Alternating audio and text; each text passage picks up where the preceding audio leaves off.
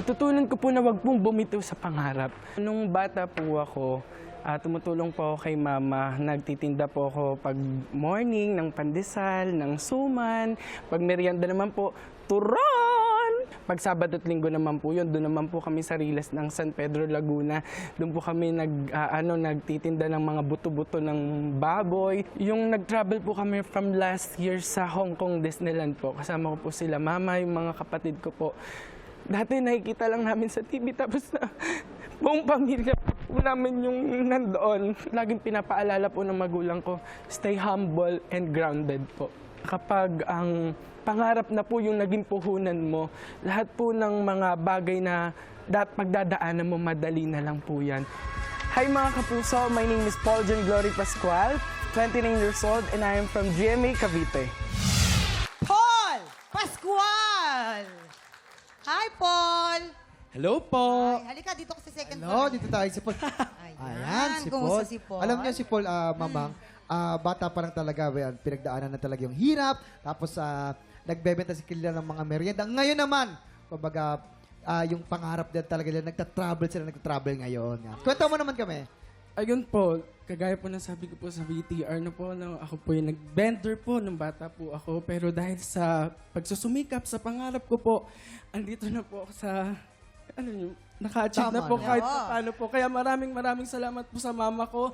Maraming salamat po sa paghihirap. Alam kong lahat ng mga pangarap natin at Yes. pinagdaanan natin, nagbubunga na ngayon. Kaya Yun. mahal na mahal kita, mama. Ako, nakakatuwa naman. Oo naman. Very inspiring ang buhay. Di ba? Nasa pagsisikap talaga yan. At syempre, lagi nating sasamahan ng mga panalangin. Di ba? Okay. Eto naman, ano naman kaya ang masasabi ng ating mga inampalan? Hindi mo ginaya yung original version, pero binigyan mo ng sarili mong atake. Yung dulo, alam ko parang pinaghugutan mo yung version ni Miss Reg. Saka yung isang comment ko rin is yung voice quality mo, gusto ko siya, pero may mga parts ng song na nag-iiba yung voice quality. May part na, don't wanna miss a thing. Parang numinipis siya sa dulo. Parang iniiba mo yung buka ng bibig mo, which affects yung quality. So siguro pili ka ano talaga yung pleasant sa pandinig mo na quality, and find a way na mag-stick ka dun sa quality. Huwag mo siyang palit-palitan. Congrats. Salamat po.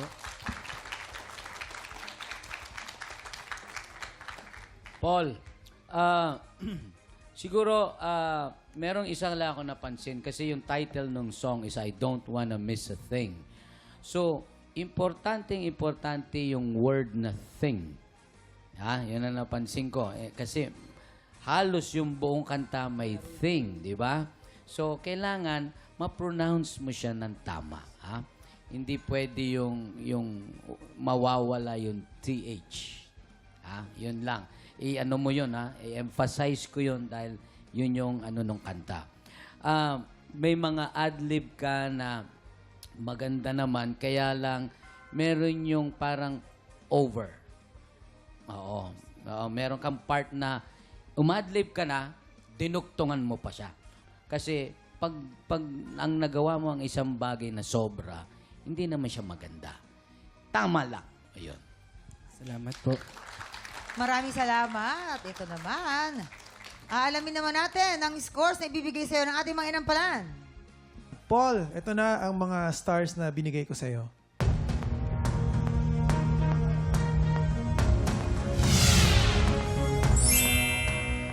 Three stars! Paul, ang stars na ibibigay ko sa iyo ay...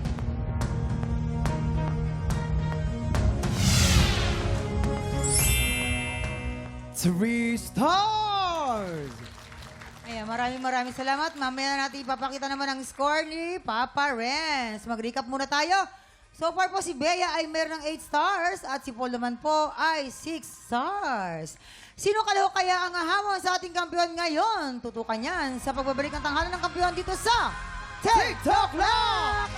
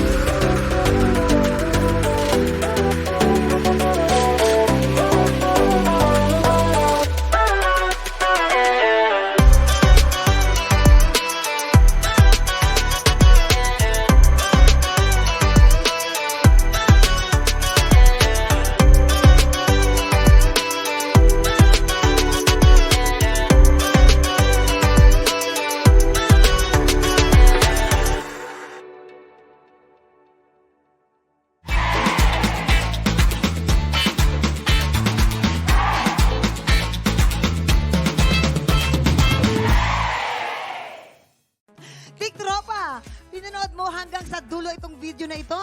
Abay, very good ka! For more happy time, watch more TikTok Lock videos on our official social media pages and subscribe to GMA Network official YouTube channel.